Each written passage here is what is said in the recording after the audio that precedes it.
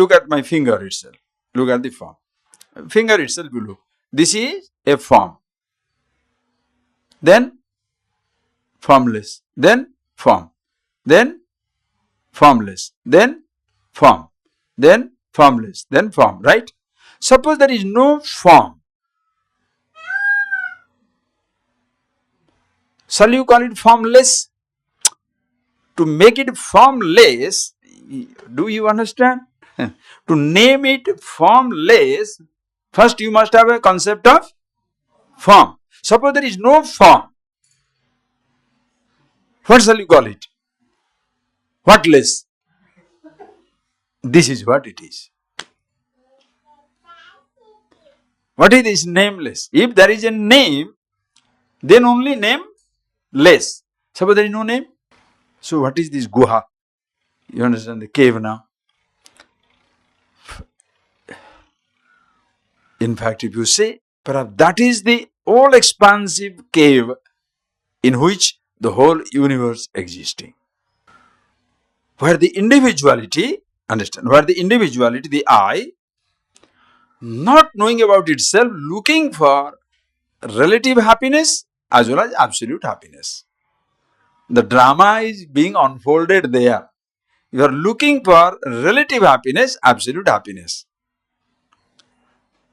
The same place you are looking for relative happiness, the same place there is absolute happiness. I will explain to you.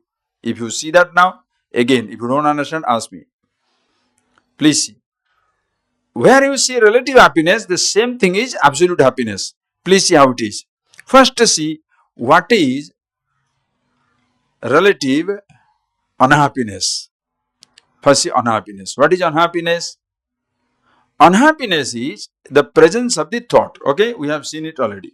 When you say you are unhappy, unhappy means what? You are missing something, you are unhappy about something, the thought is bugging you. That man told me like that, this man told me like that, she told me like that, he told me like that, he took away, she took away. You know, that nonsense. This is unhappy. I miss him, I miss her, I miss him, I miss her. You know, thought, unhappiness. Okay? Listen, unhappiness. The moment the thought goes away, what do you call it? Unhappiness, you name it, let's say no happiness, okay? No happiness, unhappiness. Dukkham. In relation to dukkham, you call it as the sukham. In relation to dukkham, pain, unhappiness, you call it as the happiness. Listen carefully. Suppose, so that what happens now? It becomes relative happiness. Why? Unhappiness, happiness, again unhappiness. Where another thought begins. Unhappiness, now little relief, relative happiness, then another thought comes, unhappiness. Now suppose there is no unhappiness. What shall you call it?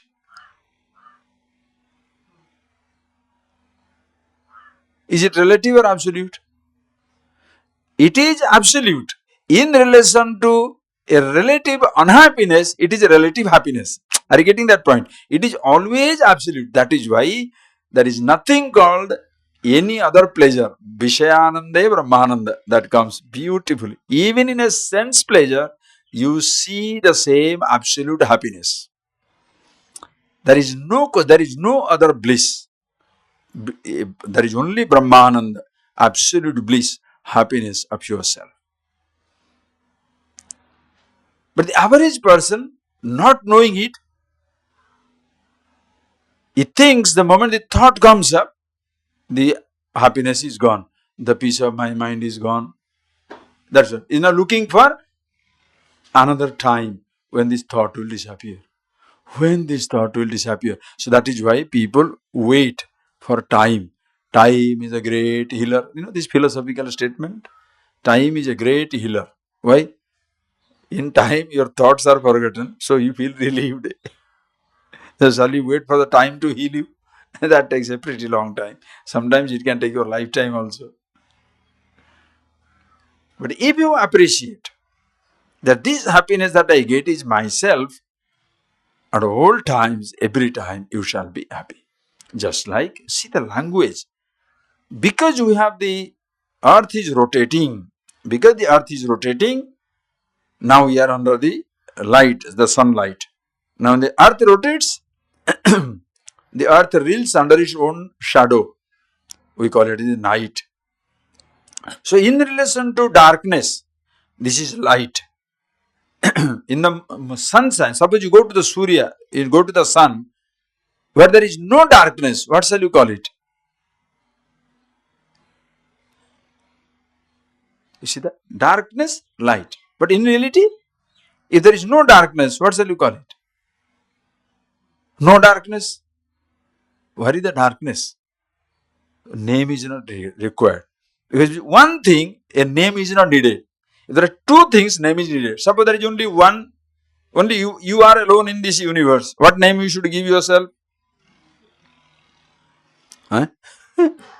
If there is no other species, what name you need? Oh, that is fantastic. Only if there is a, suppose, even to one child also you have to name. Why? There is another human being is there. There is a father there, mother there, other humans. So you have one child also you have to name. But suppose there is only one thing. There is nothing other than it. What name it should be given?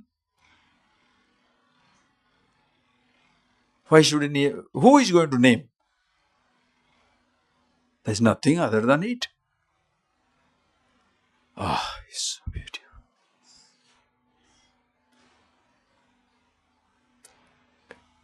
All this we study, do you know why? Just to know studying is meaningless. You understand? No, it's not a joke. You undertake all the study to know. No good.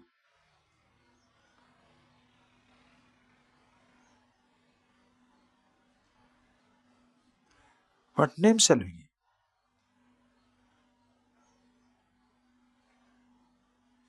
That is why, long before you assume a name, I, you are already existing. Are you getting that point, please? Because of a name, you don't exist. Because you exist, therefore, a name is given. Name is given to what? Relative body first. The world, the whole creation, visible universe.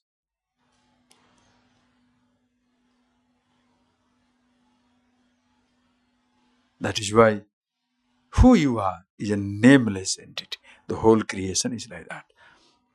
So in this Buddhi Vaya, what happens? Chaya tapo brahmavido vadanti. Brahmavida, those who are Brahmavid, those who know the truth, they also say, here also the same truth is existing. Even in that also, ritualist, they look for a solace. In the same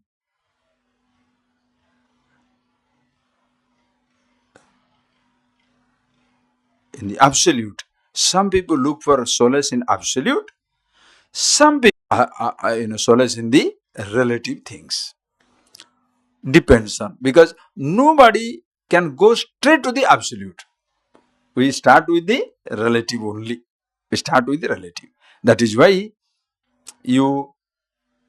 when you start with the relative thing, but don't stop with that. That is why this your beginning introductory classes. What is that you want in life? Must very clearly see. Just like Nachiketas knows very clearly. What do you want? Do you want long life? All the dancers, musicians, divine celestial chariots, wives and children and husbands and the great kingdom? Or you want the absolute happiness? Which one you want?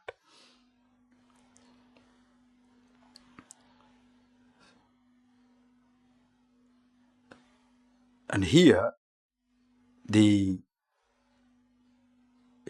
within yourself, when you say within, in the same thought level, the I thought. setting relative goals. The same I thought, looking for the absolute. This is introduced because he shall give you the example of a chariot where this destination and traveler will be clearly explained.